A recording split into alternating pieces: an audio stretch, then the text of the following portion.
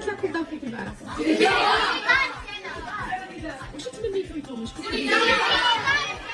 بصح حبيت نفهم حاجه دابا حنايا شكون الدوله العربيه اللي جارتنا؟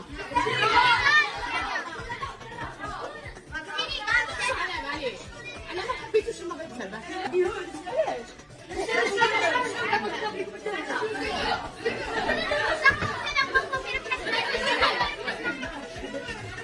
حضرونا في المغرب حكونا ولا ما حكوناش؟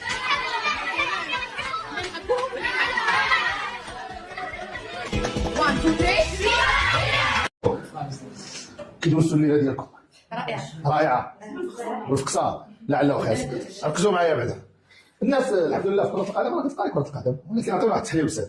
دروس وعبر في نهائي كاس افريقيا. اول حاجه ان ليس كل ما يتمناه الانسان يكتب له. هذه قاعده. حنا كنتمناو بزاف الحاجات وتمنينا اللقب ولكن ما تكتبش لينا في حياتنا الشخصيه. شحال من حاجه تمنيتي تكون لينا ما وصلتش لحكمه يعلمها الله سبحانه وتعالى. ولذلك النبي صلى الله عليه وسلم قال لو تفتحوا ابواب الشيطان ما يقولش ابن ادم لو ان لي كذا وكذا لفعلت كذا وكذا بل قل قدر الله وما شاء فعل. هذه قاعده في الحياه. القاعده الثانيه حسن الاستقبال ديالنا ليس ضعف بل الهويه ديالنا حنا كمغاربه. انا بزاف الناس يقولوا لا تكبروا البنادم الشام وتديروا وطيحتوا من قيمتكم. لا بالعكس هذاك الواجب ديالك انت. راه قريش كانت عندها الرفاده والوفاده والاستقايه فين؟ في الكعبه المشرفه وهما كفار لا يؤمنون بالله ولكن رغم ذلك خصهم يضايفوا الناس اللي كيجيو للكعبه ويعطيوهم ويكرمهم وجودهم. فاحنا نكرم من يستحق ومن لا يستحق. هذه قاعده عندنا وهذه جانب الهويه ديالنا. الانتصار الحقيقي ليس دائما فيه واحد النتائج. المغرب اليوم انتصر انتصار كبير جدا في التحالف والتالف ديال المغاربه فيما بينهم. ثانيا في اظهار الوجه الحقيقي والتطور لان المعيار ديال الدول الحاليه شنو هو؟ هو المعيار ديال التطور والمعيار ديال وتصور معايا انت خاسر في بلادك وما كاين حتى شي واحد هرس كرسي ولا سب شي واحد ولا ضرب شي واحد. رانا الناس اخرين اللي كيخسروا في المنتخبات ديالهم في بلادهم اش كيوقع؟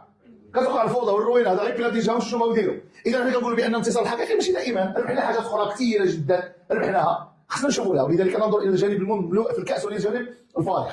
الامر الاخر على ان التوقع المفرط يصنع الصدمه وركزوا عليها مزيان.